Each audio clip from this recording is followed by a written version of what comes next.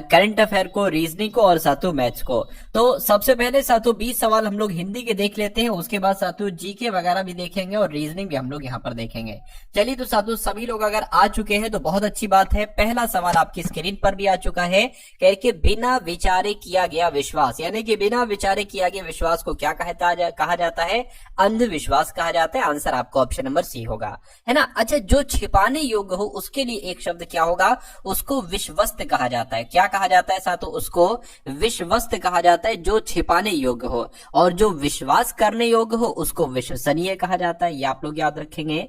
उसके बाद देखिए न्यून शब्द का साथियों विलोम क्या होगा, मुझे बताइए। देखिए न्यून का विलोम क्या हो जाएगा? मैं कहूंगा न्यून का विलोम साथियों अधिक हो जाएगा। नूतन का विलोम अगर आपसे पूछे तो पुरातन आपको बताना है, लेकिन अगर अल्प का विलोम आपसे पूछे तो बहु आपको बताना है ना। ये चीजें आप लोग याद रखेंगे। और थोड़ा का विलोम क्या होता है साथियों? थोड़ा का विलोम बहुत होता है।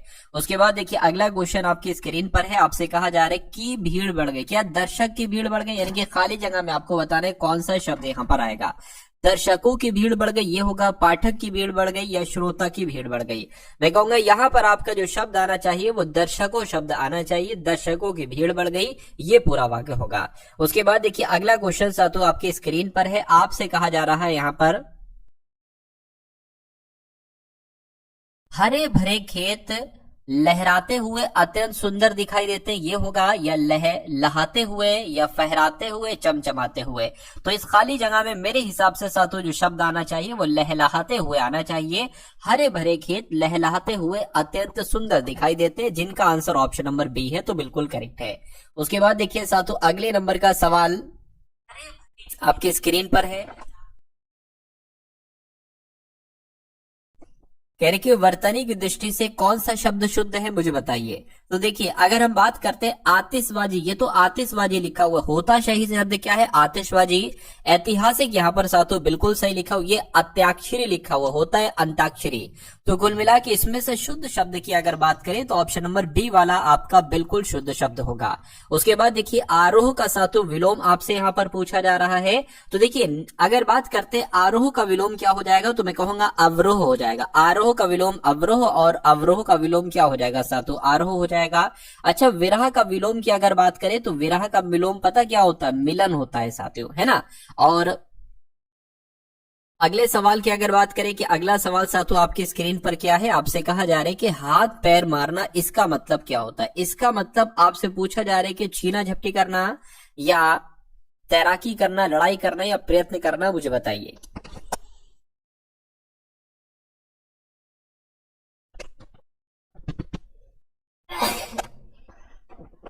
चलिए मैं आपके कमेंट देख रहा हूं साथियों, आपका राइट आंसर क्या आ सकता है देखते हैं।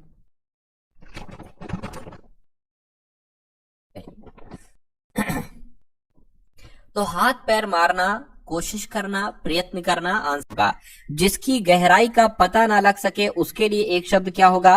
तो उसको अगाध कहा जाता है। आप लोग याद रखेंगे, जिसकी गहराई का पता ना लग सके उसके लिए एक शब्द अगाध होगा।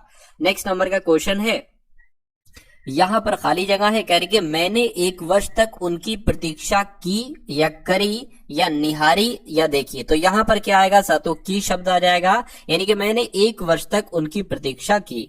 उसके बाद देखिए अगला क्वेश्चन है, कह रहे कि हरे भरे खेत, ये तो हम लोग कर चुके हैं, हरे भरे खेत लहलहाते हुए अत्यंत सुंदर दिखाई देते हैं। अगला सवाल आपकी स्क्रीन पर कह रहे कि मुर्गियों के दौड़ने की आवाज पड़ पड़ पड़ पड़ पड़ सुनाई दे रही थी, या अगर बात करते हैं साथियों खट खट खट, धड़ धड़ धड़ या किड़किड़ किड़किड़ किड़किड़। तो मुर्गियों की आवाज कैसी होती है साथियों? किड़किड़ किड़किड़ किड़ सुनाई दे रही थी, ऐसा ऑप्शन नंबर डी में लिखा हुआ है। तो डी जिनका आंसर है बिल्कुल करेक्ट है। उसके बाद देखिए अगला क्वेश्चन आपकी स्क्रीन पर है, कह रहे कि कलेजे का टुकड़ा, इसका मतलब क्या होता है? आपसे पूछा जा रहा है। अत्यधिक दुख नहीं, असहनीय पीड़ा नहीं साथियों, अत्यधिक प्रिय। कहते नहीं भाई तुम तो मेरे कलेजे के टुकड़े हो, यानी कि तुम अत्यधिक प्रिय हो मेरे लिए। आंसर अगर आपका ऑप्शन नंबर सी के साथ है तो बिल्कुल करेक्ट है भाई, बहुत बढ़िया, वेरी गुड क्लास। उसके बाद देखिए कह रहे कि इस ठीक क्या लिखा हुआ है, इस युग ठीक 12 बजे हैं। इस युग मतलब यहां पर आपको बताना है खाली जगह में क्या आएगा, इस समय या इस काल ठीक 12 बजे, इस समय ठीक 12 बजे या इस अवधि ठीक 12 बजे। तो मैं कहूंगा इस समय ठीक 12 बजे है, ये होना चाहिए। आंसर आपका ऑप्शन नंबर सी होगा। उसके बाद देखिए साथियों, अगोचर का आपसे पूछा जा रहा है विलोम क्या हो सकता है। तो अगोचर का विलोम छोटा लगा देना साथियों, अगोचर का विलोम क्या हो जाएगा, गोचर हो जाएगा। और गोचर का विलोम पूछे तो साथियों अगोचर आपको बता देना है। उसके बाद देखिए साथियों, अर्वाचीन का विलोम क्या हो सकता है, ये आप लोग फटाफट मुझे बता दीजिए। तो अर्वाचीन की अगर बात करें, अर्वाचीन का विलोम आपसे पूछा जा रहा है प्राचीन होता है साथियों, है ना। प्राचीन का विलोम पूछे तो अर्वाचीन बताना, अर्वाचीन का विलोम पूछा गया है तो प्राचीन आपको बताना है। इतनी बात आप लोग याद रखेंगे। उसके बाद देखिए अगला क्वेश्चन आपकी स्क्रीन पर है। आपसे कहा जा रहा है कि दिए गए वाक्य का वो भाग ज्ञात करें जिसमें कोई त्रुटि है, कोई त्रुटि नहीं है। तो कोई त्रुटि नहीं वाले ऑप्शन को आपको चुनना है। आपसे यहाँ पर कहा जा रहा है कि दिल्ली की जामा मस्जिद, क्या साथियों, दिल्ली की जामा मस्जिद विश्व ऐतिहासिक धरोहर में सम्मिलित हुए हैं। तो यहां पर अगर बात करते हैं साथियों, सम्मिलित हुए हैं नहीं आना चाहिए, सम्मिलित हुई है आना चाहिए। क्या सम्मिलित हुई है, तो हुए गलत हो जाएगा। दिक्कत कहां पर है, 3 वाले में दिक्कत है, तो 3 वाला आपका इस सवाल का जवाब हो जाएगा। उसके बाद देखिए कह रहे कि वह जिसकी दृष्टि दूर तक जाए, जैसे कि आपकी दृष्टि साथियों दूर तक जाती है ना, तो वह जिसकी दृष्टि दूर तक जाती है उसको क्या दूरदर्शी कहते नहीं, दूरंदेश कहते नहीं, अग्र सूची कहते नहीं, उसको दूरदर्शन कहते, जिसकी दृष्टि दूर तक जाए। तो आंसर आपका ऑप्शन नंबर डी होगा। उसके बाद देखिए कह रहे के पट्टी पढ़ाना, इस मुहावरे का मतलब आपको बताने साथियों क्या होता है। पट्टी पढ़ाने का मतलब संबंध खत्म करना नहीं, सहारा लेना नहीं, व्यर्थ बदनाम करना या बुरी सलाह देना। बुरी सलाह देने को कहा जाता है साथियों पट्टी पढ़ाना। आंसर आपका डी होगा। उसके बाद देखिए कह रहे कि प्रमोद का साथियों पर्यायवाची क्या हो सकता है, फटाफट आप लोग बताइए। प्रमोद का मतलब क्या होता है साथियों, खुशी होती है। प्रमोद का मतलब नशा नहीं होता, शोक नहीं होता, उन्माद नहीं होता। मैं कहूंगा प्रमोद का मतलब हर्ष हो जाएगा। हर्ष आपके सवाल का बिल्कुल सही जवाब हो जाएगा। उसके बाद साथियों अगर बात करते हैं, अब आपके यहाँ पर जीके और जीएस के सवाल स्टार्ट हो चुके हैं। तो इन जीके जीएस के सवालों को भी आप लोग बहुत अच्छे तरीके से साथियों यहाँ पर देखने की कोशिश कीजिएगा। चलिए तो पहला सवाल आपकी स्क्रीन पर है। कह रहे कि सम्राट अकबर का मकबरा किस शहर में स्थित है। तो सम्राट अकबर का मकबरा ये आगरा में स्थित है, ये आपको याद रखना है। उसके बाद देखिए गोलकुंडा का किला ये किस राज्य में स्थित है। क्या ये उड़ीसा में स्थित है, तेलंगाना में, कर्नाटक में, महाराष्ट्र में। तो ये तेलंगाना में स्थित है साथियों। गोलकुंडा का किला कहां पर स्थित है, तेलंगाना में स्थित है, ठीक है ना। उसके बाद देखिए अगला क्वेश्चन है। आपसे कहा जा रहा है कि निम्नलिखित मस्जिदों में से किसका निर्माण मुगल सम्राट शाहजहां द्वारा किया गया था। तो इनमें से किसका, मैं कहूंगा जो जामा मस्जिद है दिल्ली की, इसका निर्माण शाहजहां के द्वारा किया गया था। क्योंकि बादशाही मस्जिद जो लाहौर में, इसका निर्माण औरंगजेब ने किया था। जो काबुली बाग मस्जिद है ये पानीपत में हरियाणा में, इसका निर्माण बाबर ने किया था। किला कोहना मस्जिद जो कि दिल्ली में, इसका निर्माण शेरशाह सूरी ने किया था। उसके बाद देखिए अगला क्वेश्चन साथियों आपकी स्क्रीन पर है। कह रहे कि गांधी जी ने किस एक्ट या अधिनियम के खिलाफ लड़ने और सत्याग्रह शुरू करने का फैसला किया था। क्या आपका साथियों जवाब हो सकता है ना। इस सवाल के जवाब की अगर बात करें साथियों, क्या आपका जवाब हो सकता है मुझे बताइए। मैं कहूंगा रॉलेट एक्ट की अगर बात करें 1919 में जो हुआ था, गांधी जी ने इस एक्ट के खिलाफ लड़ने और सत्याग्रह शुरू करने का फैसला किया था। आंसर आपका ऑप्शन नंबर ए होगा। उसके बाद देखिए रॉलेट एक्ट 1919 में किसे शामिल किया गया था, ये आपको यहाँ पर बताना है। साथियों वीडियो को लाइक कर दीजिए भाई साहब, वीडियो को जिन्होंने लाइक नहीं किया तो आपसे रिक्वेस्ट है कि वीडियो को लाइक कर दीजिए आप लोग। तो रॉलेट एक्ट 1919 में इनमें से किसे शामिल किया गया था, भारतीय वस्तुओं पर प्रतिबंध को नहीं साथियों, सुनवाई के बिना अनिश्चितकालीन हिरासत में ले लिया जाएगा और प्रेस की सेंसरशिप खत्म कर दी जाएगी। तो कुल मिला के आंसर आपका ऑप्शन नंबर बी होगा। उसके बाद देखिए ब्रिटिश भारत की किस वायसराय ने भारतीय सांख्यिकी सर्वेक्षण कराया था। तो किसने कराया था, लॉर्ड मेयो ने कराया था, कैनिंग ने, ऑकलैंड या डलहौजी ने कराया था। तो मैं कहूंगा लॉर्ड मेयो के द्वारा ही भारतीय सांख्यिकी सर्वेक्षण कराया गया था। सही जवाब आपका ऑप्शन नंबर ए होगा। उसके बाद देखिए 1793 में स्थायी बंदोबस्ती लागू होने के समय के गवर्नर जनरल साथियों कौन थे। तो उस समय गवर्नर जनरल कौन थे, मैं कहूंगा चार्ल्स कॉर्नवालिस उस समय साथियों गवर्नर जनरल थे। सही जवाब आपका ऑप्शन नंबर सी होगा। उसके बाद देखिए यानी कि संविधान में भाईचारे की भावना किस देश से प्रेरित है बताइए। तो क्या आपका जवाब होगा, बताइए भाईचारे की भावना किस देश से प्रेरित है। तो ये साथियों फ्रांस देश से प्रेरित है। फ्रांस आपके इस क्वेश्चन का जवाब होगा, है ना। चलिए उसके बाद देखिए भारतीय संविधान में शामिल नीति निर्देशक तत्वों की अवधारणा किस देश के संविधान से ली गई है? तो किस देश के संविधान से ली गई है? आयरलैंड देश के संविधान से ली गई है। आंसर आपका ऑप्शन नंबर सी होगा। उसके बाद देखिए भारतीय सुरक्षा बल के सर्वोच्च कमांडर साथियों कौन है? तो कौन है, फटाफट आप लोग यहाँ पर मुझे बताएं कौन होते हैं साथियों। देखिए जो भी हैं है ना, वो कौन होते हैं साथियों? मैं कह सकता हूं राष्ट्रपति होते हैं द्रौपदी मुर्मू जी साथियों इस समय भारतीय सुरक्षा बल की सर्वोच्च कमांडर है। ऐसा ऑप्शन में लिखा होना चाहिए था, लेकिन नहीं लिखा है, कोई बात नहीं। कहने के भारत के प्रथम मुख्य सूचना आयुक्त साथियों कौन थे? फटाफट आप लोग मुझे बताइए। चलिए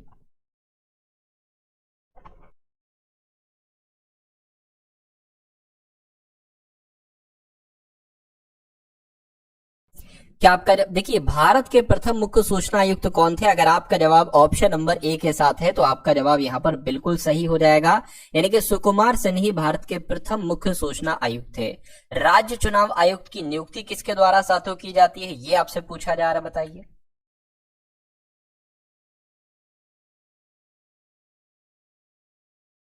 चलिए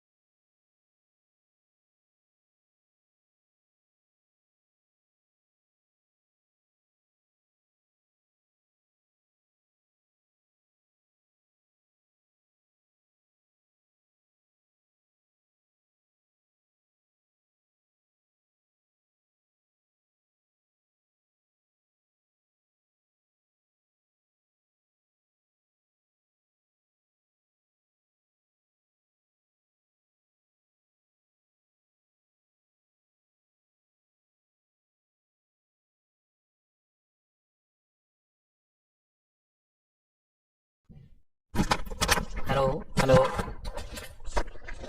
आवाज आ रही है सबके पास?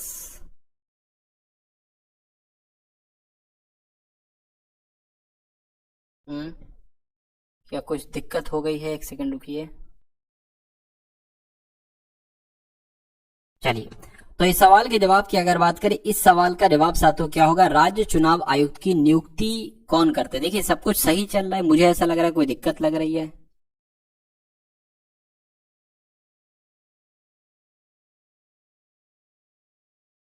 अगर सब कुछ सही है तो एक बार कमेंट करके आप लोग मुझे बताइए। चलिए तो राज्य चुनाव आयुक्त की नियुक्ति कौन करते हैं साथियों? राज्यपाल करते हैं। राज्यपाल आपका यहाँ पर जवाब होना चाहिए। कुल मिला के अगर बात करते हैं साथियों, राज्यपाल कहाँ पर है? ऑप्शन नंबर डी वाले में है ना। देखिए अगर राज्य आ जाए और कोई अधिकारी आ जाए तो राज्य लेवल पर जितने भी अधिकारी होते हैं साथियों उनकी नियुक्ति राज्यपाल के द्वारा ही की जाती है, ये आपको साथियों याद रखना है। चलिए उसके बाद देखिए अगला सवाल आपकी स्क्रीन पर है, और उनकी स्थिति वाले राज्यों का निम्नलिखित में से कौन सा युग्म सुमेलित नहीं? ये बहुत शानदार सवाल है साथियों, यहाँ से कई सारे क्वेश्चन आपके यहाँ पर बनने वाले हैं। चलिए सही चल रहा है ना? हाँ सही है। चलिए तो बांध की अगर बात करते हैं साथियों और वो कहां पर स्थित है, ये आपसे पूछा जा रहा है। चार सवाल देखिए यहां से बनेंगे। देखिए स्टैनली जलाशय आप लोग याद रखेंगे, ये तमिलनाडु में स्थित है। गोविंद सागर जलाशय ये हिमाचल प्रदेश में स्थित है, लेकिन शांति सागर की अगर बात करें तो ये केरल में स्थित नहीं है। क्यों? क्योंकि ये कर्नाटक में स्थित है। तो ये गलत हो जाएगा, गलत हो जाएगा, तो यही आपका जवाब हो जाएगा। नागार्जुन सागर कहां पर है? आंध्र प्रदेश में स्थित है। उसके बाद देखिए अगला क्वेश्चन साथियों आपकी स्क्रीन पर है, देखिए इस क्वेश्चन को और बताइए आपका जवाब क्या होगा। मिल्क मैन ऑफ इंडिया किसको कहा जाता है साथियों, बताइए। मिल्क मैन ऑफ इंडिया, तो मिल्क मैन ऑफ इंडिया की अगर बात करें तो वर्गीस कुरियन को कहा जाता है साथियों मिल्क मैन ऑफ इंडिया, ये आपको ध्यान रखना है। उसके बाद देखिए अगला क्वेश्चन है, कह रहे कि 22वें विधि आयोग के अध्यक्ष साथियों कौन थे? तो कौन थे? ऋतुराज अवस्थी थे। न्यायमूर्ति ऋतुराज अवस्थी ही 22वें विधि आयोग के अध्यक्ष है। आंसर आपका बी होगा। कह रहे कि प्रेस इंफॉर्मेशन ब्यूरो के प्रधान महानिदेशक साथियों कौन है? तो धीरेन्द्र ओझा है। कौन है साथियों? धीरेन्द्र ओझा है। आपके सवाल का जवाब जो जाएगा वो ऑप्शन नंबर डी के साथ जाएगा। उसके बाद देखिए देखिए क्वेश्चन नंबर 41 से लगभग हम लोग किसके सवाल देखेंगे, रीजनिंग के सवाल देखने वाले। भाभा परमाणु अनुसंधान केंद्र के 14वें निदेशक साथियों कौन है, आपसे पूछा जा रहा है। तो विवेक भसीन है, आंसर आपका ए होगा। नेशनल ग्रीन ट्रिब्यूनल के नए अध्यक्ष साथियों कौन बने हैं, तो आपको मालूम होना चाहिए जस्टिस प्रकाश श्रीवास्तव ही नेशनल ग्रीन ट्रिब्यूनल के नए अध्यक्ष बने हैं। यानी कि आवास और शहरी मामलों के मंत्रालय में निदेशक के रूप में साथियों किसको नियुक्त किया गया है, तो सुनील कुमार यादव को नियुक्त किया गया। आंसर आपका ऑप्शन नंबर बी होगा। तो अब आपके सामने साथियों यहाँ पर रीजनिंग के क्वेश्चन स्टार्ट हो चुके हैं, तो आप साथियों यहाँ पर तैयार हो जाइए। अगर आप वाकई में चाहते हैं कि रीजनिंग में आप सबसे शानदार प्रदर्शन करें, तो अब साथियों आप लोग तैयार हो जाइए, क्योंकि अब आपके जो क्वेश्चन साथियों आएंगे ये पूरे पूरे एक्सपेक्टेड आएंगे और यहां से भी कई सारे क्वेश्चन आपको देखने को मिलेंगे। तो कह रहे हैं कि प्रतिरोध का जो संबंध ओम से है, बल का वो संबंध किससे होगा, तो मैं कहूंगा बल का वो संबंध न्यूटन से होगा, है ना, क्योंकि प्रतिरोध का मात्रक ओम होता है और अगर बात करते हैं साथियों बल का मात्रक न्यूटन होता है। तो आंसर जिनका ऑप्शन नंबर सी है तो बिल्कुल करेक्ट है। अब इस सवाल का जवाब आप लोग मुझे बताइए। नीचे दी गई शीट को मोड़कर एक बॉक्स बनाया गया है, इस प्रकार बने बॉक्स में उस फलक का चयन करिए जो 4 बिंदु दर्शाने वाले फलक के विपरीत है। मैंने आपको कल भी ऐसा सवाल कराया था, परसों भी, लेकिन उसमें नंबर लिखे, जैसे कि ये 3 पॉइंट लिखे 3 बिंदु, तो 3 नंबर लिखे थे। तो कुल मिला के सवाल आपसे जो पूछा जा रहा है, ये 4 बिंदु कहां पर है, यहां पर है, तो 4 बिंदु का विपरीत कौन सा होगा, मैं कहूंगा 6 होगा। तो 6 कहां पर है, ऑप्शन नंबर ए वाले में है। अगर आपसे पूछा जाता एक बिंदु का विपरीत कौन सा है, तो आप 2 बताते, बचा क्या 3 का विपरीत पूछा जाता तो आप 5 बिंदु बताते, तो जिनका आंसर ऑप्शन नंबर ए के साथ है तो बिल्कुल करेक्ट है। अगला क्वेश्चन आपकी स्क्रीन पर है, इस टाइप का सवाल भी आपसे एग्जाम में पूछा जाता है। चलिए तो एक बार साथियों यहां पर अगर बात करें कमेंट देख लेते हैं। रोहित का है, मनोज का कमेंट आ रहा है, अभी का है, अंजलि, बालवीर, निशा, रमेश, अभिमन्यु, आलोक, दीपक, मधु, लीलाराम, सुशील, नंदकिशोर। चलिए तो आप लोग साथियों आंसर देते रहिए। इस सवाल की अगर बात करते हैं, इसका सवाल का जवाब का आंसर देने की पूरी पूरी आप लोग साथियों कोशिश कीजिए। आपसे क्या कहा जा रहा है,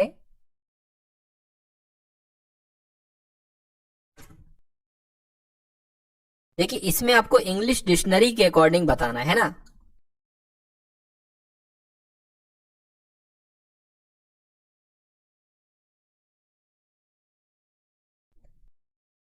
देखिए तो आपको ये बताना है साथियों, सबसे पहले इसमें कौन सा लेटर आएगा, है ना, STUM, यहां पर भी लिखा STU यहां पर भी है, STU यहां पर भी है, यहां पर भी, यहां पर भी है। तो N पहले आता है या F या M या P, मैं कहूंगा F पहले आते हैं, तो 4 नंबर सबसे पहले आ जाएगा। 4 यहां पर है, यहां पर है, यहां पर है, ठीक है ना। उसके बाद अगर बात करते हैं साथियों यहां पर क्या आएगा, देखिए ये हो चुका है। अब P पहले नहीं आता, पहले आता है M और M, तो मैं कहूंगा ये B पहले आ जाएगा, P नहीं, तो 2 आएगा। उसके बाद साथियों 1 आएगा और फिर क्या आएगा, ये आपका 5 वाला आ जाएगा और फिर 3 आ जाएगा, 5 और 3। तो 421 53 कहां पर लिखा हुआ है, 421 53 आपका ऑप्शन नंबर बी में लिखा हुआ है।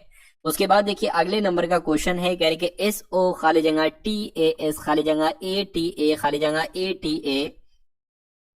ATA और उसके बाद साथियों फिर 2 बार खाली जगह। मैं लिख देता हूं साथियों, ये थोड़ा सा हमेशा गलत ही हो जाता है, कोई दिक्कत नहीं। SO 2 बार खाली जगह है, उसके बाद TAS है, फिर 2 बार खाली जगह है, फिर ATA है ना, TAS है और ATA है, उसके बाद फिर से 2 बार खाली जगह और फिर NAT है, फिर 2 बार खाली जगह है, फिर ONA है और फिर साथियों 2 बार आपकी खाली जगह है। इसमें आपको बताने कि खाली जगह में कौन से लेटर आएंगे।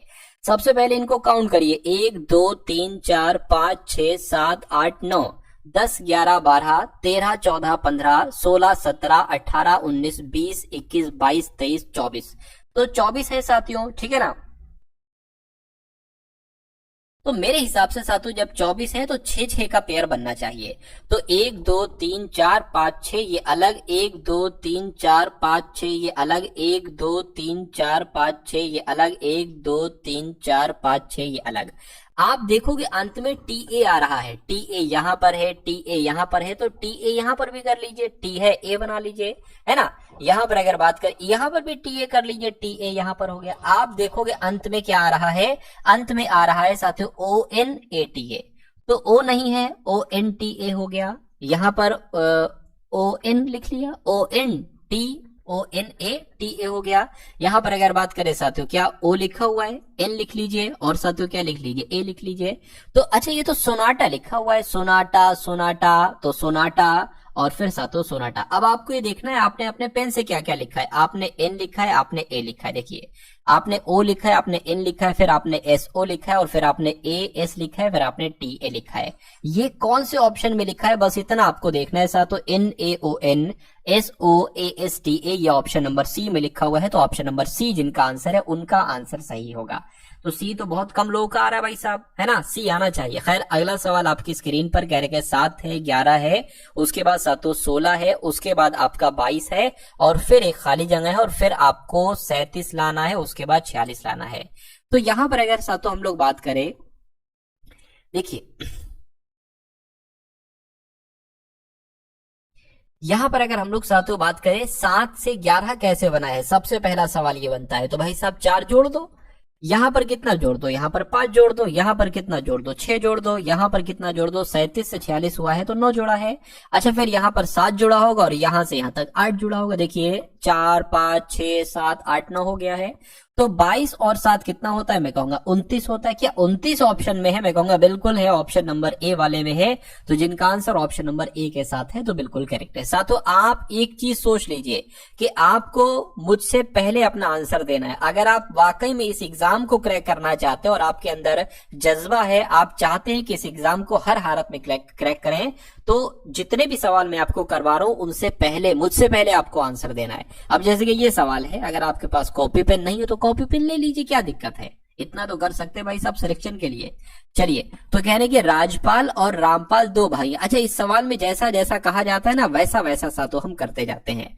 तो जितना कहा जा रहा है उतना कर लीजिए। क्या कहा जा रहा है साथों, राजपाल, बहुत ध्यान से देखिएगा, राजपाल और रामपाल ये क्या है, ये दोनों साथियों भाई भाई हैं। कह रहे कि सुनीता जो है ना राजपाल की भाभी है, राजपाल की भाभी सुनीता है, यानी कि रामपाल की पत्नी होगी।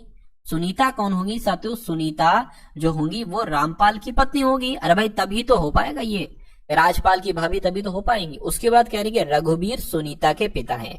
सुनीता के पिता कौन है साथियों, सुनीता के पिता यहां पर अगर बात करें तो रघुवीर जो है ना ये सुनीता के पिता हैं। सुनीता विक्रम की इकलौती बहन है। सुनीता जो है ना ये विक्रम की इकलौती बहन है, यानी कि रघुवीर जो है ये पिताजी हैं, इनके 2 बच्चे हैं, एक बेटी है और एक पुत्र है विक्रम, और सुनीता बेटी है। यानी कि हर्ष सुनीता का इकलौता पुत्र है, यानी कि हर्ष सुनीता का इकलौता पुत्र है, यानी कि हर्ष इन दोनों का बच्चा होगा, है ना। हर्ष की अगर बात करें इन दोनों का बेटा है। तो कह रहे कि अब देखिए समझा देता हूं, ये दोनों पति पत्नी हैं, इनके सुनीता के पिताजी रघुवीर हैं, रघुवीर के 2 बच्चे हैं सुनीता और विक्रम, और राजपाल, रामपाल और सुनीता का एक बेटा है हर्ष। तो आपसे सवाल पूछा जा रहा है कि रामपाल का हर्ष से क्या संबंध होगा, यानी कि हर्ष क्या कहेगा रामपाल को। तो ये हर्ष क्या कहेगा साथियों रामपाल को, ये आपसे पूछा जा रहा है। भाई ये तो पिताजी कहेगा ना, तो पिताजी कहां पर लिखा हुआ है, ऑप्शन नंबर ए में लिखा हुआ है। तो जिनका आंसर ऑप्शन नंबर ए है तो बिल्कुल करेक्ट। अब देखिए ए बहुत कम लोगों का आ रहा है, बी आपका आ रहा है आंसर, है ना। रामपाल पूछा जा रहा है, राजपाल का नहीं पूछा जा रहा है। अगर राजपाल का पूछा जाता तो आप चाचा बताते। उसके बाद देखिए नेक्स्ट नंबर का क्वेश्चन आपकी स्क्रीन पर है। आपसे कहा जा रहा है कि कुछ चम्मच प्लेट हैं, तो कुछ चम्मच प्लेट है, मान लेते साथियों ये क्या हो गए, ये चम्मच हो गए, और कुछ चम्मच प्लेट हैं, इतने चम्मच साथियों प्लेट हो गए, और कुछ प्लेट गिलास है, मान लेते इतने प्लेट साथियों क्या हो गए, इतने प्लेट आपके गिलास हो गए। अब आपसे कहा जा रहा है कि कोई भी गिलास चम्मच नहीं है। तो कोई भी गिलास चम्मच नहीं है, ये बात बिल्कुल सही है। कह रहे कि कोई भी प्लेट चम्मच नहीं है, कोई भी प्लेट चम्मच नहीं है, ये बात गलत है। कुछ प्लेटें चम्मच है तो ये तो गलत हो जाएगा।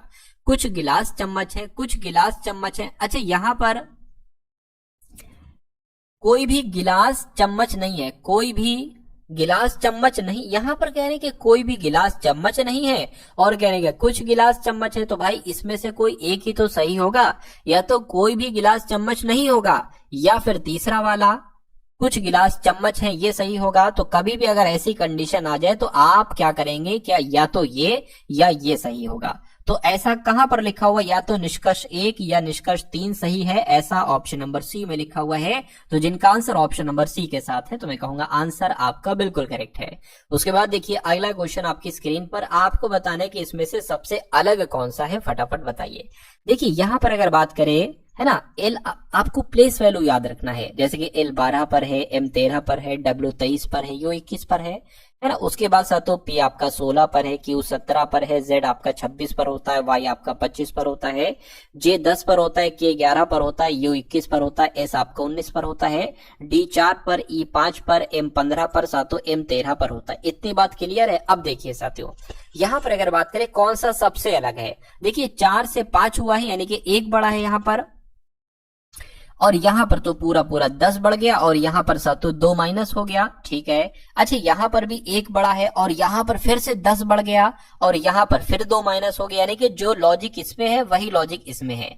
इसमें 1 बड़ा है, ठीक है, लेकिन इसमें फिर भाई साहब ना 9 बड़ा है, 10 बढ़ रहा है, 10 बढ़ रहा है, 9 बड़ा है, तो ये तो सबसे अलग हो जाएगा। इधर बात करें तो इधर 1 बड़ा है ना, इधर 10 बड़ा है, और इधर 2 घटा है, यानी कि जो लॉजिक इसमें लगा है वही लॉजिक इसमें, वही लॉजिक इसमें, जो सबसे अलग कौन सा हो जाएगा, तो सबसे अलग आपका ऑप्शन नंबर बी वाला हो जाएगा। तो जिनका आंसर ऑप्शन नंबर बी के साथ है, मैं कहूंगा आंसर आपका बिल्कुल करेक्ट हो जाएगा। उसके बाद देखिए अगला क्वेश्चन आपकी स्क्रीन पर है, इसको मैं सही तरीके से साथियों बना दूं एक बार, अगर आप सही तरीके से देख ना पा रहे हो, कोशिश करता हूं। देखिए ये ऐसे एक आकृति बनी हुई, आपको ये बताना है कि ये आकृति जो है ना, ये किस ऑप्शन में आपको सातों दिख रही है। क्या ये ऑप्शन नंबर ए में दिख रही है, क्या ये ऑप्शन नंबर बी में दिख रही है, या सी में दिख रही है, या सातों डी में दिख रही है, बस इतनी सी बात आपको बताना है। देखिए अगर मैं थोड़ी सी सातों यहां पर कोशिश करूं तो मुझे तो ऐसा लग रहा है कि भाई साहब ये ऑप्शन नंबर ए में आकृति दिख रही। कैसे, देखिए ऐसे, ये वाली अगर हम आकृति माने तो ये यही तो आकृति है ना, ये देखिए यही तो आकृति है, सेम टू सेम। तो मैं कहूंगा इस क्वेश्चन का जवाब आपका जो जाएगा वो ऑप्शन नंबर ए के साथ जाएगा। उसके बाद देखिए अगला क्वेश्चन आपकी स्क्रीन पर है, आपसे कहा जा रहा है कि जैसे 15 से 225 बनाया गया है, वैसे ही 24 से सातों यहाँ पर क्या बनाया जा सकता है, मुझे बताइए। देखिए मुझे इतना पता है कि अगर हम 15 का स्क्वायर कर देते हैं तो 225 आ जाता है, यानी कि 15 गुणा 15। तो उसी प्रकार सातों 24 का स्क्वायर हमें करना पड़ेगा, यानी कि 24 गुणा 24। और आपको याद रखना है कि भाई साहब 24 का स्क्वायर कितना होता है, 576 होता है। तो 576 आपका सातों यहाँ पर आ जाएगा। और ऑप्शन में कहां पर लिखा हुआ 576, ऑप्शन नंबर डी में लिखा हुआ है। तो जिनका आंसर ऑप्शन नंबर डी है तो बिल्कुल करेक्ट है, ठीक है ना। चलिए नेक्स्ट नंबर का सवाल देखते हैं साथियों। देखिए इस सवाल को और फटाफट आप लोग मुझे बताइए आपके इस क्वेश्चन का जवाब क्या होगा। यहां पर सबसे पहले आपको ये बताया गया है कि 5 और 8 को मिलाकर 14 बना दिया गया है, 9 और 16 को मिलाकर साथियों 21 बना दिया गया है, और 4 और 10 को मिलाकर 13 बना दिया गया है। तो 7 और 2 को मिलाकर क्या बनाया जाएगा, आपको दिमाग लगाना है और बताना है आपका जवाब साथियों क्या होगा। देखिए आप थोड़ा सा दिमाग लगाइए, दिमाग लगाकर साथियों मुझे बताइए आपसे यहाँ पर क्या जवाब हो सकता है, फटाफट बताने की कोशिश आप लोग करिए। देखिए अगर मैं थोड़ा सा यहाँ पर करूं तो मुझे ऐसा लग रहा है कि अगर हम इसका डबल करा लेते हैं और इसका आधा कर देते हैं तो ये 14 बन गया, 10 + 4 14। उसी प्रकार इसका अगर डबल कर देते पहले वाले नंबर का और इसका आधा कर देते और दोनों को जोड़ देते हैं तो 21 बन गया। देखिए उसी प्रकार इसका अगर डबल कर दें और इसका अगर आधा कर दे तो 13 बन जाएगा। देखिए 13 यहाँ पर लिखा हुआ। इसी प्रकार इसका डबल कर दे और इसका आधा कर दे तो 15 बन जाएगा। 15 कौन से ऑप्शन में है, 15 तो ऑप्शन नंबर ए वाले में ही है। तो जिनका आंसर ऑप्शन नंबर ए के साथ है, मैं कहूंगा आंसर आपका बिल्कुल करेक्ट होगा। उसके बाद देखिए अगला क्वेश्चन आपकी स्क्रीन पर है।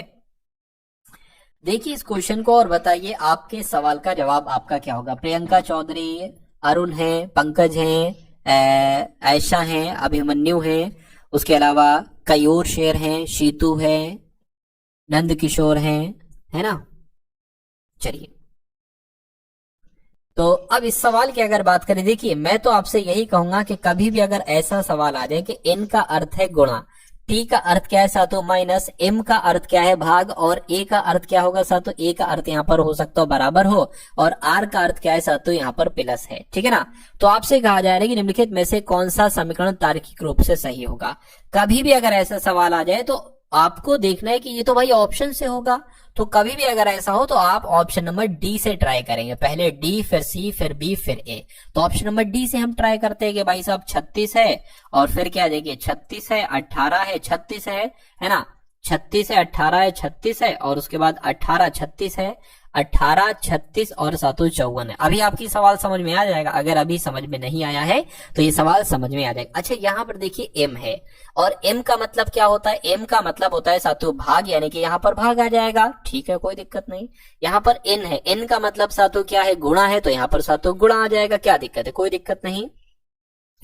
यहाँ पर देखिए आर है, आर का मतलब क्या है, आर, आर का मतलब प्लस है, तो यहाँ पर सातों प्लस आ जाएगा। उसके बाद सातों यहाँ पर ए है, और ए का मतलब क्या होता है, ए का मतलब बराबर होता है ना, ए का मतलब सातों बराबर होता है, सॉरी टी बाकी है अभी, बराबर यहाँ पर आएगा। टी का मतलब क्या होता है, टी, टी किधर है, टी का मतलब माइनस है, तो माइनस आपका यहाँ पर आ जाएगा। तो अब आपको देखिए ये कैलकुलेट करना है, और अगर इसको कैलकुलेट करके 54 आ जाता है तो आपका ये ऑप्शन सही हो जाएगा। अगर 54 नहीं आता है तो फिर हम ऑप्शन नंबर सी की तरफ बढ़ेंगे, फिर बी की तरफ बढ़ेंगे, फिर ए की तरफ बढ़ेंगे। तो यहाँ से तो सीधा 18 का 18, 18 दूना 36, 2 आ गया, 2 की गुणा 36 से कर दीजिए, डायरेक्ट 72 लिख देते हैं साथियों। तो 72 हो गया, प्लस आपका 18 माइनस आपका 36 हो गया, बराबर 54 आना चाहिए तो हिसाब किताब होगा। फिर देखिए 72 और 18 कितना हो जाएगा साथियों, तो ये आपका 90 हो जाएगा। 90 माइनस 36 क्या 54 होते, देख लीजिए 10 में से 6 जाएगा, 4 बचेगा, 8, 8 हो गया, 8 में से 3 जाएगा साथियों, 5 बचे, बिल्कुल साथियों 54 बराबर 54 हो गया। यानी कि ऑप्शन नंबर डी वाला चेक किया, डी ही आपके सवाल का जवाब हो गया। उसके बाद देखिए अगला क्वेश्चन आपकी स्क्रीन पर है, आपसे करेंगे 8 है, सॉरी 1 है, 8 है, उसके बाद 64 है, उसके बाद 512 है। उसके बाद आपको बताना है कि यहाँ पर कौन सा नंबर साथियों आ सकता है। देखिए अगर आप थोड़ा सा ध्यान देंगे तो मुझे इतना पता है क्या कि ये 8 जो है ना, ये 2 का क्यूब है, अगर 2 की घात हम 3 लिख दें तो ये हो जाएगा। उसी प्रकार साथियों ये 8 का स्क्वायर है, लेकिन यहाँ पर क्यूब का हिसाब किताब चल रहा है, तो साथियों ये हमें फिर लिखना पड़ेगा 4 का क्यूब। 4 का क्यूब होता है, और इसको हम 1 का क्यूब मान लेते हैं, तो 1 का क्यूब, 2 का क्यूब, 4 का क्यूब, तो कितना आ जाएगा 5 का क्यूब। लेकिन 5 का क्यूब तो 125 होता है, तो 5 का क्यूब नहीं आएगा। अच्छा ऐसा तो नहीं साथियों, देखिए इस नंबर का डबल ये, यानी 1 का डबल 2, 2 का डबल 4, तो 4 का डबल 8 आए यहाँ पर।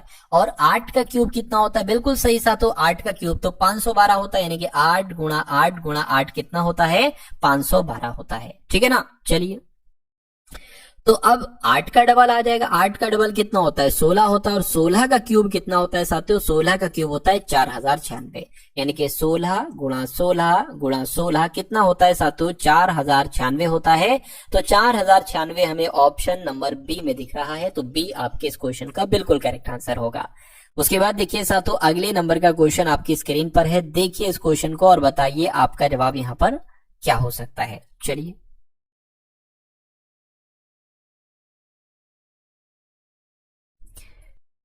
तो कहा जा रहा है साथियों ग्रोथ को ये सब लिखा जाता है, तो गोदरेज को क्या लिखा जाएगा। थोड़ा सा अगर आप ध्यान देंगे तो आपको ये पता चलेगा कि यहाँ पर जो लेटर है वही लेटर साथियों यहाँ पर है, बस नंबरिंग चेंज हुई है ना। अब अगर आपको ऐसा पता चल जाए कि सिर्फ नंबरिंग चेंज हुई है, तो आप हमेशा उस सवाल को कैसे करेंगे, ऐसे करेंगे, उसको ऐसे लिख लेंगे साथियों, है ना, उसको ऐसे आप लिख लेंगे। और उसके बाद अगर बात करें जो अगला वाला है वो उसके नीचे लिख लेंगे, OIGHG और W। अब आपको साथियों क्या करना है, कुछ मिस्टेक हो गई मुझसे, नहीं कोई मिस्टेक नहीं हुई, GH है ना, GHGW। अब आप यहां पर अगर थोड़ा सा ध्यान देंगे तो देखिए ये आपका O आया है, ये G आया है, और इसमें क्या R से I कैसे हुआ है ये अभी हम लोग देखेंगे।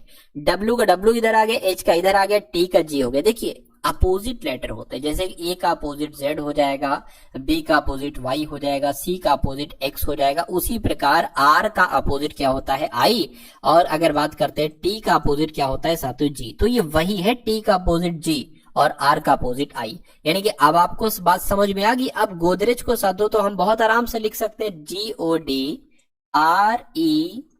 तो इसको तो बहुत आराम से साथियों, क्योंकि कॉन्सेप्ट आपकी समझ में आ गया। देखिए D यहां पर आ जाएगा और G यहां पर आ जाएगा। O किसका अपोजिट होता है साथियों, L का अपोजिट होता है, ठीक है। जे यहाँ पर आ जाएगा, आर यहाँ पर आ जाएगा, ई का अपोजिट क्या होता है साथियों, वी होता है। तो ये कौन से ऑप्शन में लिखा हुआ है मुझे बताइए, D L G J V R, ये ऑप्शन नंबर डी में लिखा हुआ है। तो जिनका आंसर ऑप्शन नंबर डी के साथ है तो बिल्कुल करेक्ट है ना। चलिए उसके बाद देखिए साथियों अगले नंबर का क्वेश्चन आपकी स्क्रीन पर है, देखिए इस क्वेश्चन को और बताइए आपका जवाब यहाँ पर क्या हो सकता है। चलिए सब कुछ सही है साथियों। तो अगर बात करते हैं साथियों, यहाँ पर आपसे कहा जा रहा है कि BER से EAT बनाया गया है, उसके बाद HWV बनाया गया है, उसके बाद कौन से 3 लेटर यहाँ पर बनाए जा सकते हैं, और उसके बाद NOZ ही बनेगा। देखिए अगर हम यहाँ पर बात करें, B से E हुआ है तो 3 बढ़ाया गया है, और E से H हुआ है तो 3 बढ़ाया गया, तो H में भी हमें साथियों 3 बढ़ाना होगा, और 3 बढ़ाएंगे तो यहाँ पर आ जाएगा K, ठीक है। ई से ए हुआ है, अब यहाँ पर घटाया गया है, 4 घटाया गया है। ए से डब्ल्यू हुआ है, 4 घटाया गया है। डब्ल्यू में जब 4 घटाओगे तो यहाँ पर साथों आ जाएगा एस, तो एस यहाँ आ गया है। तो के सिर्फ और सिर्फ ऑप्शन नंबर डी में लिखा हुआ है। डी जिनका आंसर है उनका आंसर सही होगा। अच्छा इसको भी देख लेते हैं, आर से टी हुआ है 2 बढ़ाया गया है, टी से वी हुआ है 2 बढ़ाया गया, तो वी में 2 बढ़ाओगे तो साथों एक्स ही तो आ जाएगा, यानी कि आंसर आपका ऑप्शन नंबर डी ही होगा। उसके बाद देखिए अगला क्वेश्चन आपकी स्क्रीन पर है, आपसे कहा जा रहा है क्या कि 6 मित्र उत्तर दिशा की ओर अभिमुख होकर एक पंक्ति में बैठे हैं। ठीक है, एक पंक्ति बना लेते हैं साथियों हम लोग यहाँ पर, और आपसे कहा जा रहा है कि 6 मित्र हैं, तो 1 2 3 है ना, एक सेकेंड, 1 2 3 4 5 और सातों 1 6, ये 6 लोग जो है ना, इन सब का मुख किस तरफ है सातों, उत्तर की तरफ सातों इन सब का मुख है।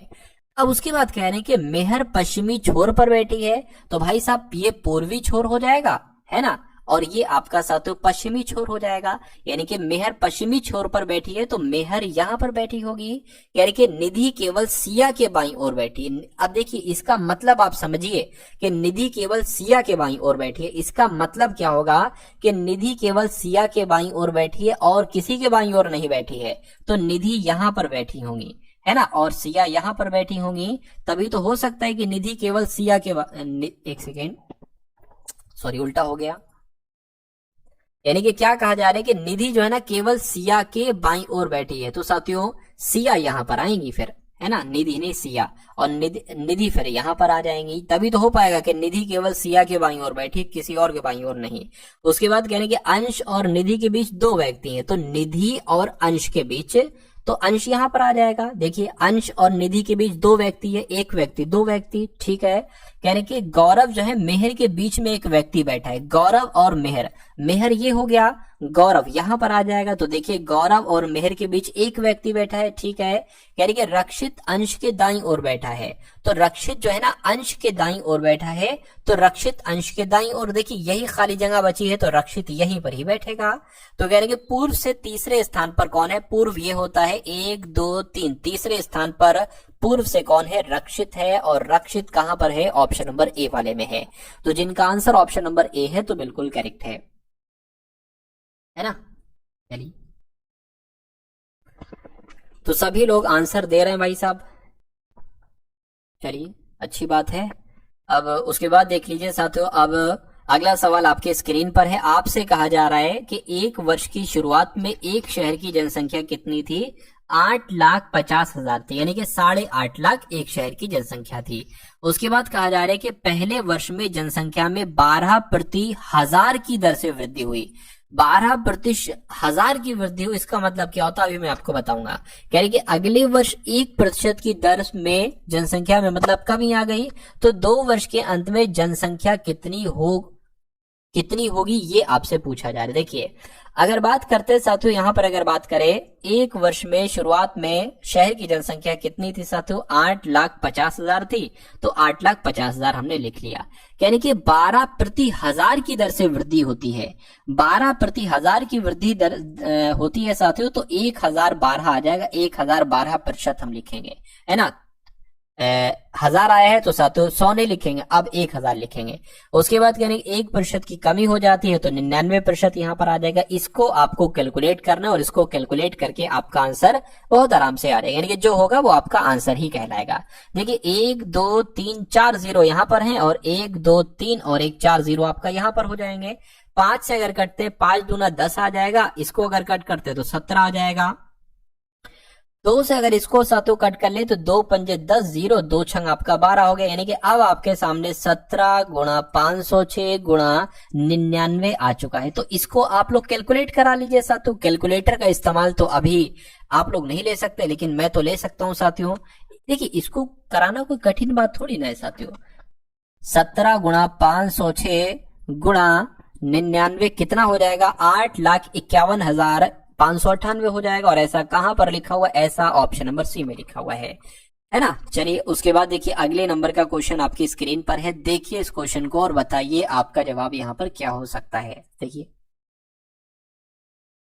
आपसे कहने की एक अनुपात है P अनुपात Q 2:3 है, Q अनुपात R 3:4 है। तो अनुपात P अनुपात Q और Q अनुपात R कितना होता है? देखिए आपको क्या दे रखा है? आपको दे रखा है P अनुपात Q 2:3 है और दे रखा है साथियों Q अनुपात R कितना है साथियों? आपका 3:4 है।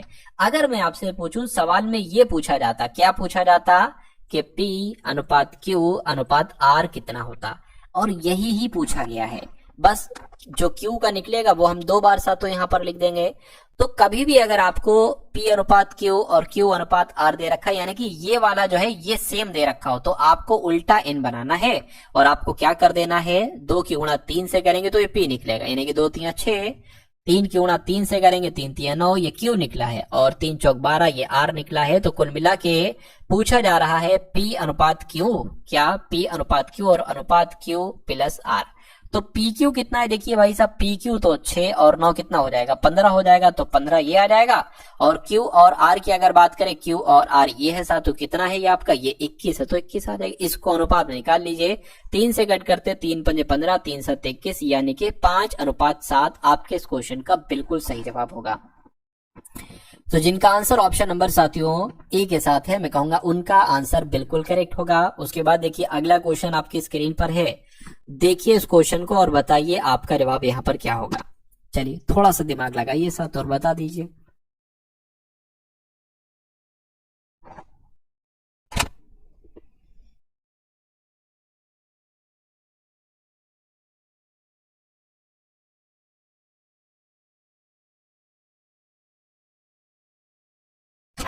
इसमें क्या लिखा हुआ है साथियों? कुछ नहीं है। कह रहे कि 5 आरोही क्रम वाले क्रमिक विषम पूर्णांकों का औसत 11 है, तो उनमें से अंतिम 3 का औसत क्या होगा, ये आपसे पूछा जा रहा है।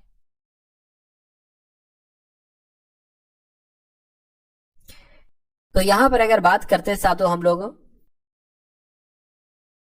मान लेते हैं वो 5 क्रमिक विषम संख्याएं क्या है। देखिए पहली संख्या x आपकी हो गई, क्या हो गई? पहली संख्या x हो गई, और दूसरी संख्या क्या हो गई? x + 2 हो गई, है ना। और तीसरी संख्या, यह ब्रैकेट ना लगाएं, तीसरी संख्या क्या हो गई साथियों? x + 4 हो गई,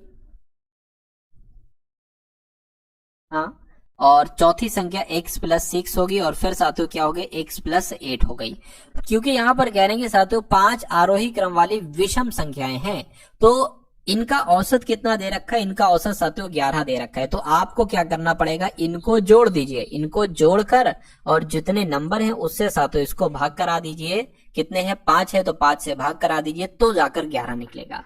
तो अगर साथियों यहां से हम x का मान निकाले, क्योंकि अगर हम x का मान निकाल लेते तो अंतिम 3 का औसत निकालना बहुत आराम से है। और अंतिम 3 संख्याएं कौन सी है? एक संख्या ये, दूसरी संख्या ये, तीसरी संख्या ये।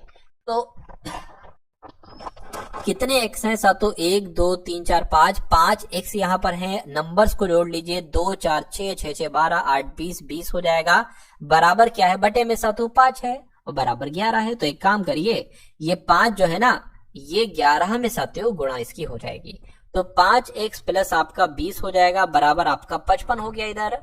और 5x बराबर कितना हो जाएगा? 5x अगर बराबर बात करें तो 55 माइनस 20 हो जाएगा। तो 5x बराबर साथियों कितना हो गया?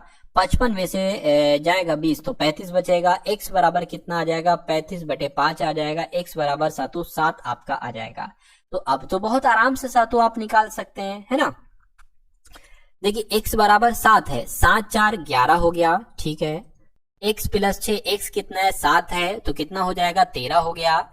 x प्लस 8, x कितना है? 7 है, तो 15 हो गया। कह रहे कि इन 3 संख्याओं का औसत आपसे पूछा जा रहा है। तो औसत निकाल लीजिए, 11 प्लस 13 प्लस 15। औसत कैसे निकालते हैं, जितनी संख्या होती है उस नंबर से भाग देते हैं। तो इसको जरा जोड़िए, कितना आ जाएगा आपका ये 5 3 8, 8 एक साथ 9, और फिर ये 3 आ जाएगा, 3 से कट करोगे साथ तो 3 एक 3 3 3 और 13 आएगा। यानी कि अंतिम 3 संख्याओं का औसत कितना निकलेगा, 13 निकलेगा, और 13 आपके इस क्वेश्चन का बिल्कुल करेक्ट आंसर होगा। उसके बाद देखिए अगला क्वेश्चन आपकी स्क्रीन पर है, इस क्वेश्चन को देखिए और बताइए आपका जवाब क्या होगा।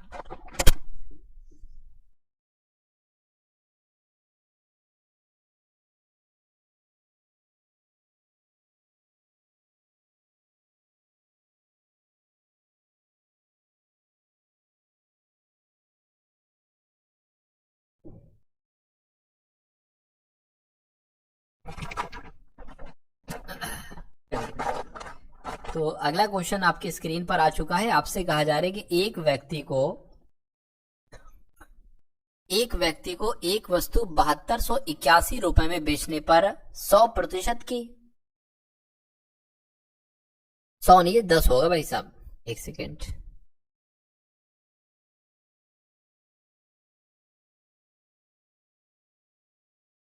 हाँ अब सही है।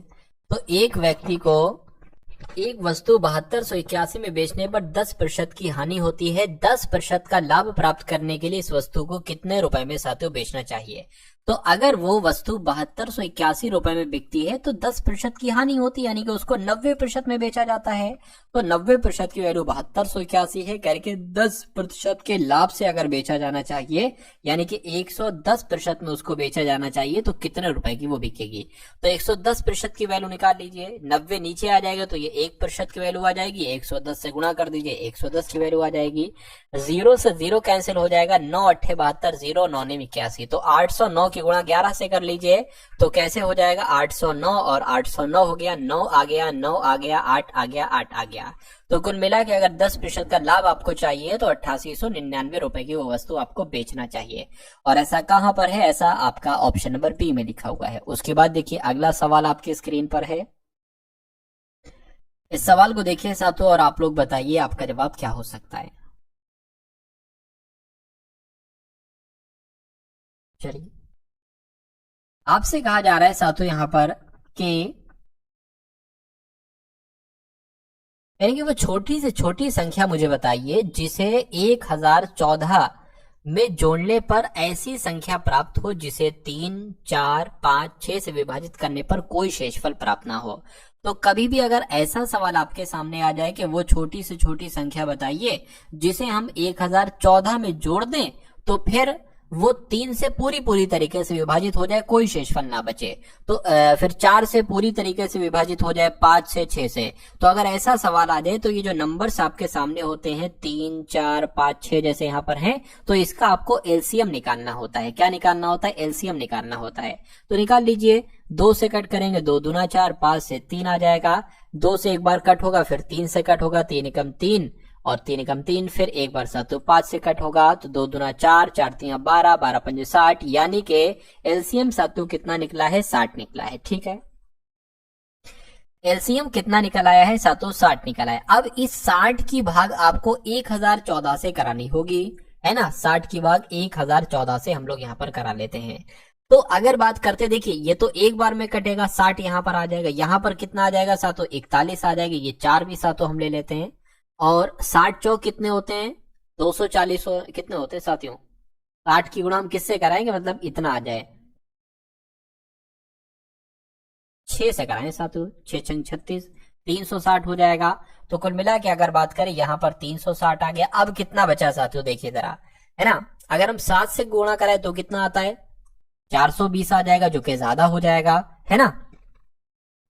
हाँ तो एक काम करिए साथियों, आप एक काम साथियों ये कर सकते हैं। अब इसकी 60 की गुणा अगर आप 60 की गुणा अगर आप 17 से कराते हैं, है ना, 60 की गुणा आप अगर साथियों किससे कराते हैं, 17 से कराते हैं, तो कितना आता है, 16 से नहीं, 17 से। तो 60 गुणा 17 आपका 1020 होता है।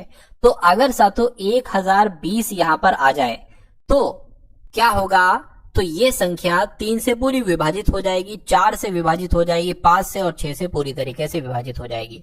तो कह रहे कि 1014 में ऐसा क्या जोड़े जो ये संख्या हमें मिल जाए। मैं कहूंगा इसमें से सातों इसमें क्या जोड़ दे, सिर्फ और सिर्फ 6 नंबर अगर जोड़ दे तो हमें ये संख्या प्राप्त हो जाएगी और ये संख्या 3, 4, 5, 6 से पूरी तरीके से विभाजित हो जाएगी, कोई शेषफल नहीं बचेगा। तो आंसर आपका ऑप्शन नंबर डी यानी कि 6 होगा। समझ गए?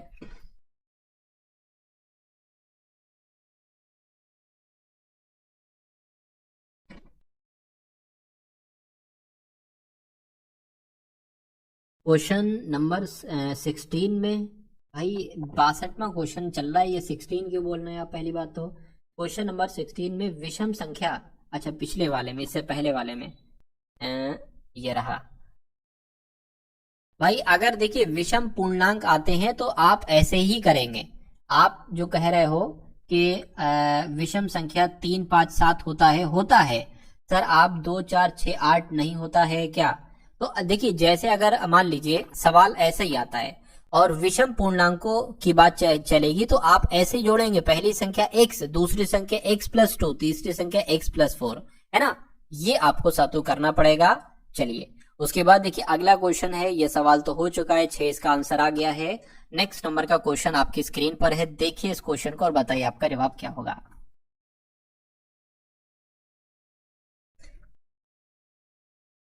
कह रहे कि किसी पुस्तक का क्रय मूल्य सातों कितना है? 250 है। यदि पुस्तक पर दी गई क्रमिक छूट 10%, 15% और 20% है तो पुस्तक की कुल छूट कितनी होगी? ये आपको यहाँ पर कुल मिला के बताना है। देखिए अब पता इसका मतलब क्या होगा, इस 250 से कोई मतलब नहीं है। मैं जो मेथड आपको बताऊंगा इसका इससे कोई मतलब नहीं है कि अगर आपको कभी भी 3 छूटें दे दी जाएं, 10%, 15%, 20% और कहा जाए इसकी कुल छूट कितनी होगी, तो आपको एक सूत्र लगाना है। वो कौन सा सूत्र है? x+y माइनस x गुणा y अपॉन 100। ये क्या होगी? पहली छूट, ये दूसरी छूट होगी, ये भी पहली छूट दूसरी छूट होगी। तो अभी हम सिर्फ बात कर रहे हैं 10% की और 15% की, यानी कि अगर सवाल ये आता कि 10% की और 15% की अगर छूट दी जाए तो वो कुल छूट कितनी होगी, तो साथियों 10 + 15 है ना, 10 + 15 माइनस 10 गुणा 15 अपॉन 100 आ जाएगा। 10 + 15 कितना हो जाएगा? 25 हो जाएगा। माइनस इसको अगर कट करें 0 0 कैंसिल, 5 3 15, 5 दूना 10, इसको कर लीजिए, ये कितना आ जाएगा? 25 माइनस ये तो 1.5 आ जाएगा। अरे भाई 3/2 1.5 ही तो होता है। तो अगर यहाँ पर बात करते कितना आ जाएगा साथियों? 23.5 आ जाएगा। ठीक है ना, 23.5 आ जाएगा। यानी कि अगर 10 और 15% को हम एक छूट बनाए तो 23.5 आता है। अब आपके सामने दो बातें हैं, पहली छूट ये है, दूसरी छूट ये है, तो कुल मिला के छूट कितनी होगी? तब भी आप यही सूत्र लगाएंगे, तो यही सूत्र लगा दीजिए साथियों। कितना है? 23.5 है, 23.5 प्लस और कितना है? 20 है, माइनस की अगर बात करें 23.5 गुणा कितना आ जाएगा? 20 आ जाएगा, अपॉन कितना हो जाएगा? 100 हो जाएगा। तो इसको अगर साथियों आप जोड़ते हैं तो कितना आता है? ये तो आपका 43.5 आ जाएगा, सॉरी 43.5 आ जाएगा। माइनस अब देखिए 20 से अगर कट करोगे तो यहाँ पर कितना आ जाएगा? 5 आ जाएगा। अगर 5 से ही हम कट करें तो कितना आएगा? जरा देखिए, 5 चौक आपका 20 आ गया, पॉइंट लगेगा, 3 इधर चला जाएगा, 5 7 35 यानी कि 4.77 तो आपका यहाँ पर आ जाएगा। तो 43.5 में से 4.7 आपको यहाँ पर क्या करना है? घटाना है। तो 5 में से 7 जाएगा नहीं, 15 में से 7 लेंगे 8 होगा। अब ये 42 है, 42 में से 4 जाता है तो 38 बचता है। यानी कि अगर बात करें तो ये जो तीनों छूटे हैं इनको अगर एक छूट बनाई जाए तो 38.8% की छूट बनेगी। और ऐसा कहां पर लिखा हुआ है? ऐसा आपका ऑप्शन नंबर ए में लिखा हुआ है। ठीक है ना, हाँ 38.8। चलिए उसके बाद देखिए अगला क्वेश्चन आपकी स्क्रीन पर है, देखिए और बताइए आपका जवाब क्या होगा। आपसे कहा जा रहा है यहाँ पर, ये थोड़ा सा दिक्कत सवाल है, मैं आपको बता देता हूँ कैसे क्या यहाँ पर है। 17 माइनस 9 है और ब्रैकेट में है वो प्लस, उसके बाद 57 माइनस 10 है और फिर साथियों भाग है और फिर 5 है और ऑफ फिर 2 है, फिर साथियों भाग यहाँ पर 4 है। इसको आपको क्या करना है? आपको सॉल्व करना है। अब देखिए 17 में से 9 जाएगा तो कितना बचेगा? सीधा सीधा अगर बात करें तो 8 बचेगा, है ना, प्लस अब देखिए अब सबसे पहले ये सॉल्व होगा, 5 दूना 10, 10 की भाग 10 से होगी तो कितना आ जाएगा? 1 आ जाएगा। एक वो 57 में से घट जाएगा तो कुल मिला के कितना 56 यहाँ पर बच जाएगा। और ये भाग 4 चल रहा है साथियों, 4 से अगर कट करेंगे 4 एकम 4, 4 चौक 16 हो जाएगा। तो 14 और 8 कितना होता है, मैं कहूंगा 22 होता है। 22 कौन से ऑप्शन में है, ऑप्शन नंबर ए वाले में है। तो जिनका आंसर ऑप्शन नंबर ए के साथ है तो आपका आंसर बिल्कुल करेक्ट होगा। उसके बाद देखिए नेक्स्ट नंबर का क्वेश्चन साथियों आपकी स्क्रीन पर है। देखिए इस क्वेश्चन को और बताइए आपका जवाब यहाँ पर क्या हो सकता है। आपसे कहा जा रहा है साथियों, एक आध सवाल साथियों और है, परेशान न होइएगा आप लोग।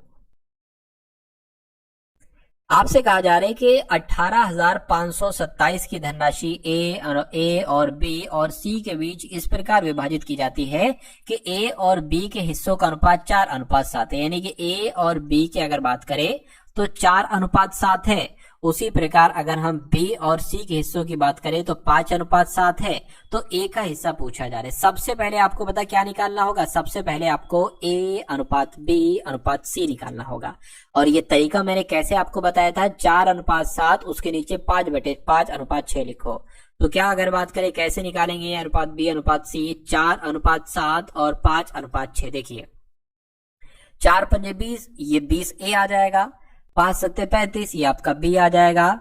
7 छंग 42 हो जाएगा, तो ये आपका निकल आएगा। तो अब अगर बात करते हैं साथियों यहाँ पर थोड़ा ध्यान से अगर आप समझेंगे, 20 35 42 अनुपात आ चुका है। आपसे एक हिस्सा पूछा जा रहा है, कुल हिस्सा कितना है, तीनों को जो मिला है 18,527 है।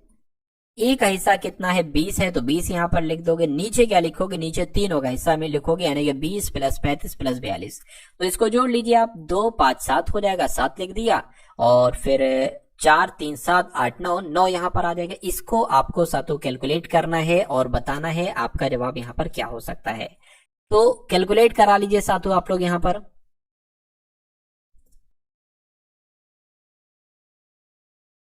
चलिए देखिए ये पूरा पूरा फिर तो 185 अगर बात करें तो 100, या इसको एक काम करिए ऐसे करा लेते, 185 27 और 97 यहाँ पर आ जाएगा। 97 एकम 97 आ जाएगा, ठीक है ना। तो अब अगर बात करते हैं साथ, तो 185 में से 97 आप घटाओगे, 185 में से 97 अगर हम लोग घटाएं तो यहाँ पर 15 में से 7 जाएगा, 8 बचेगा और फिर 8 यहाँ पर बच जाएगा, ठीक है ना। अब यहाँ तक मामला हो चुका है। अब अगर बात करते हैं, अब साथों यहाँ पर हम 2 ले लेते हैं, ये वाला 2, ठीक है ना। अब यहाँ पर 97 10 से कराएंगे तो 970 हो जाएगा, तो फिर 9 से करा लीजिए। 97 नीम कितना होता है, 97 नीम की अगर बात करें, 7 नीम आपका 63, 9 नीम 81, 82 83 84 85 86 87, यानी कि 873 यहाँ पर आ जाएगा। 873 आ गया। अब कितना बचा साथियों,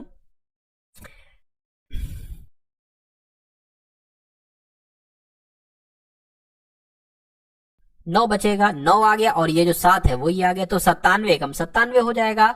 तो समझ गए, 191 इसको कट करने पर आएगा। 191 दुना कितना होता है, तो 191 दुना की अगर बात करें 384 होता है, तो 384 और ये 0 लिख दिया ये वाला। तो आपका 3840 आ गया, यानी कि ए को कितना रुपया मिलेगा, 3840 लिखा है ना, 3840 3820 लिखा हुआ ये। एक सेकेंड, 191 कितना होता है देखिए जरा, एक सेकेंड रुकिए। 2 एकम 2, 2 नीम 18, 2 एकम 2 3, 3920 होता है भाई साहब। 3920 कहां, 39, फिर दिक्कत हो गई। एक सेकेंड रुकिए,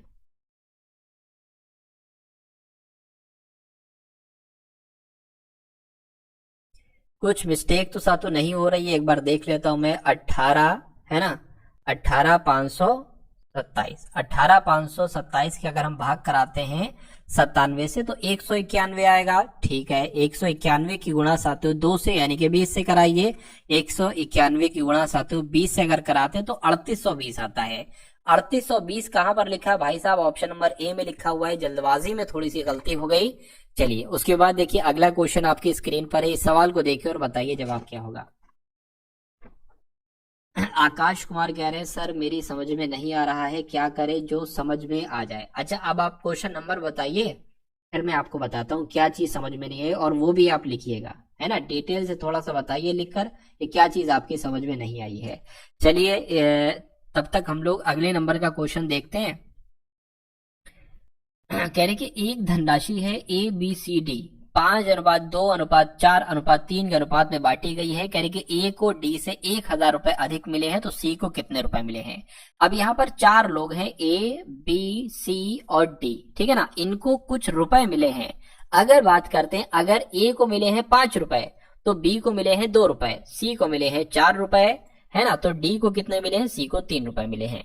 अच्छा, इसको साथों हम ऐसे भी लिख सकते हैं 5x/2x/4x/3x, ठीक है ना। अब यहां पर कहा जा रहा है ए को डी से 1,000 रुपए अधिक मिले। क्या कहा गया है, ए को डी से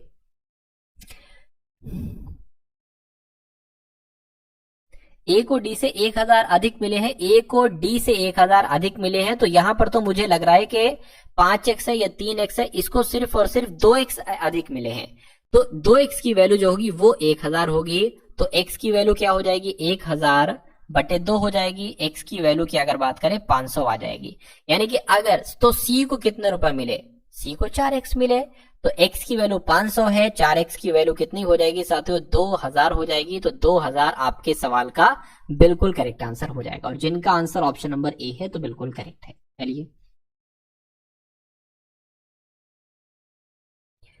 उसके बाद देखिए साथियों, अगले नंबर का क्वेश्चन आपकी स्क्रीन पर आ चुका है। देखिए इस क्वेश्चन को और बताइए आपका जवाब क्या हो सकता है। बताइए भाई, बताइए तो कहां पर समझ में आपको नहीं आ रहा है, तभी तो मैं आपको बताऊंगा।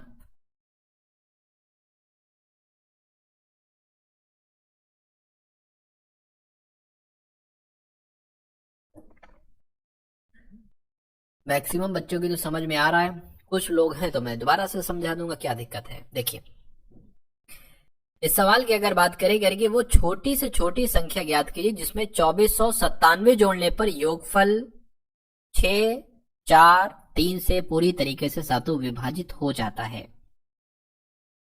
तो सबसे पहले 6, 4, 3 का हमें एलसीएम निकाल। देखिए कभी भी अगर ऐसा सवाल आ जाए कि भाई वो छोटी से छोटी संख्या बताइए जिसमें 2400, वे छोटी छोटी संख्या बताइए जिसमें 2495 जोड़ने पर योगफल इतना इतना इतने से पूरी तरीके से कट जाता है, तो आपको 6, 4, 3 का एलसीएम निकालना है। इस टाइप का सवाल मैंने आपको पहले भी करवाया था, है ना। तो 2 से कट करेंगे, 2 3 6, ठीक है ना। 2 से एक बार और कट होगा ये, और 3 से फिर उसके बाद कट होगा, तो 2 दूना 4, 4 3 12, यानी कि एलसीएम कितना निकला है सातों, 12 निकला है। तो एलसीएम अब हमारी समझ में आ गया, कितना निकला एलसीएम, 12 निकला। उसके बाद हमने क्या किया था कि इस 12 की भाग किससे कराई थी, ये जो नंबर है, तभी तो पता चलेगा 2495 से। अब देखिए साथियों आप लोग अगर बात करते हैं 12 कम 12, 12 दूना कितना हो जाएगा, 24 हो जाएगा, ठीक, कुछ नहीं बचेगा, ये आपका 95 आ जाएगा। 12 पंजे 60, 12 छंग 72, 12 सत्ते 84, 12 अट्ठे 96। तो 12 अट्ठे 96 की अगर हम बात करें, जीरो होगा क्योंकि 2 नंबर एक साथ हम कट करें, 12 अट्ठे 96 यहां पर आ जाएगा। तो यहां पर क्या आया, माइनस का 1 यहां पर आया। यानी कि अगर वो एक छोटी से छोटी संख्या 1 होगी, जो अगर हम इसमें जोड़ दें तो फिर ये 6, 4, 3 से पूरी तरीके से विभाजित हो जाएगी, यानी कि वो संख्या हो जाएगी 2496। अब 2496 में से 6 से कट करोगे पूरा विभाजित हो जाएगा, 4 से 3 से पूरी तरीके से विभाजित हो जाएगी। एक बार कट करके मैं आपको दिखा देता हूँ। 6 से 6 चौक 24, एक सेकेंड, 6 चौक 24, ये 9 है, 6 कम 6, 3 जाएगा 36 हो गया, 6 चंग 36, देखिए पूरा कट हो गया। तो आपका जवाब जो जाएगा वो ऑप्शन नंबर ए के साथ ही जाएगा। चलिए उसके बाद देख लेते हैं अगला क्वेश्चन आपकी स्क्रीन पर है, और ये आज की इस वीडियो का अंतिम क्वेश्चन है साथियों, ठीक है ना। ये आपका जो क्वेश्चन है ये अंतिम क्वेश्चन है।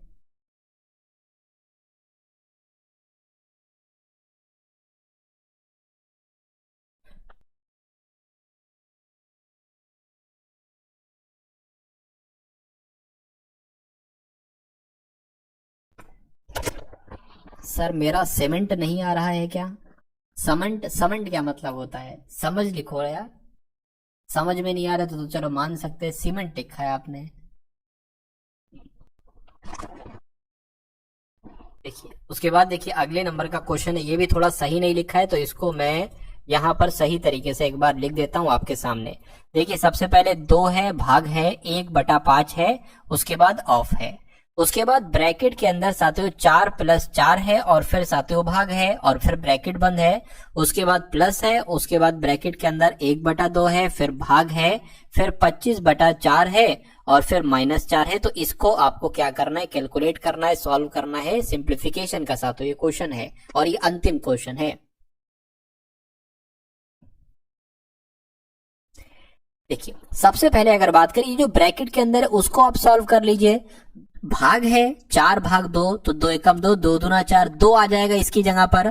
तो 2 + 6 कितना हो जाएगा साथियों, 2 + 6 आपका 2 + 4 कितना हो जाएगा, 6 हो जाएगा। तो यहां पर अगर बात करें 2 1/5, ये ऑफ का मतलब क्या होता है, गुणा होता है और 6 यहां पर आ जाएगा।